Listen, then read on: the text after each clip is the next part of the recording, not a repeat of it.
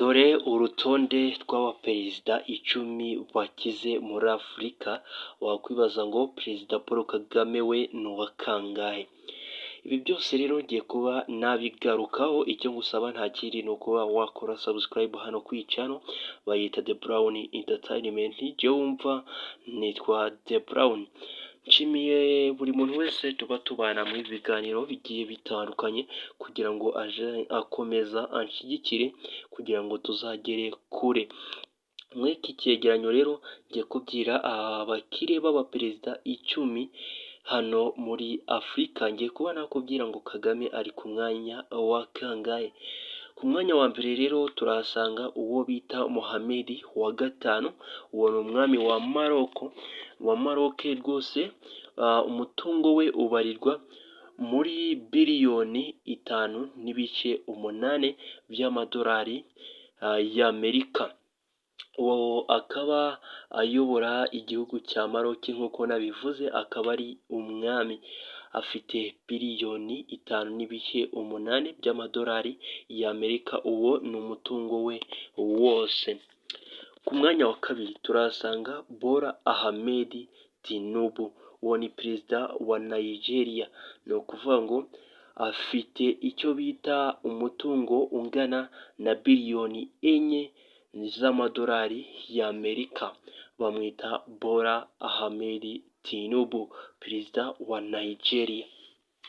Ku mwanya wa gatatu tuhafite uwo bita Ali Bongo Ondimba, ayobora Gabo, afite umutungo ungana na biliyoni 1 z'amadolari y'Amerika. Ari ku mwanya wa gatatu, bakaba bamwita Ali Bongo Ondimba, akaba ayobora Gabo nk'uko nabivuze, akaba afite biliyoni 1 z'amadolari y'Amerika. Nkwibutse ko uyu nguyu ari umutungo we wose baba barafashe bakawugenzura, barangiza bakawushyiraho icyo bita inganyagaciro. Ku mwanya wa kane dufite uwo bita Teodori Obiang Nguema Mbosongo, ni umuperezida wa Equatorial Guinea. Ni ukuvuga ngo afite umutungo wa miliyoni 600 z'amadolari y'Amerika. Bamwita Teodori, ni ukuvuga ngo uyu perezida nawe arakize, akaba ayobora Equatorial, akaba ari ku mwanya wa kane, akaba afite miliyoni 600 z'amadolari y'Amerika. Ku mwanya wa gatanu tuhafite uwo bita William Ruto, ni perezida wa Kenya, akaba ari ku mwanya wa gatanu, bamwita William Ruto, perezida wa Kenya, akaba afite umutungo ungana na miliyoni 500 z'amadolari, umutungo we wose. Ku mwanya wa gatandatu tuhafite nyakubahwa perezida wa Repubulika Paul Kagame, ari ku mwanya wa gatandatu, akaba ayobora u Rwanda nk'ibisanzwe nk'uko bizwi n'abantu benshi. Akaba afite umutungo ungana na miliyoni 500 z'amadolari y'Amerika, akaba anganya n'uwo bita William Ruto uyobora Kenya.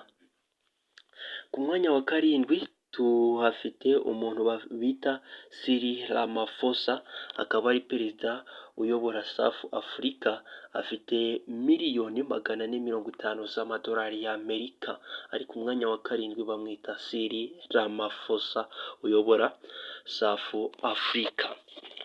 Ku mwanya wa munani tuhafite uwo bita Muswati wa gatatu, akaba ayobora igihugu bita Eswatini cyangwa se Swaziland, afite miliyoni 200 z'amadolari y'Amerika, umutungo we wose. Ku mwanya wa 9 tuhafite uwo bita Abdul Fattah, akaba ayobora Egypt mu Misiri, ngira ngo murahazi cyane, akaba afite miliyoni 185 z'amadolari y'Amerika.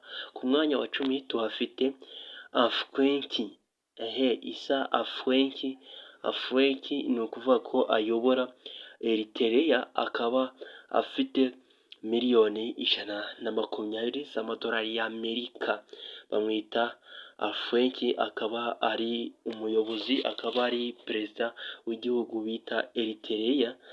Ku mwanya wa 10 akaba afite miliyoni 120 z'amadolari y'Amerika nk'uko twari twabibabwiye.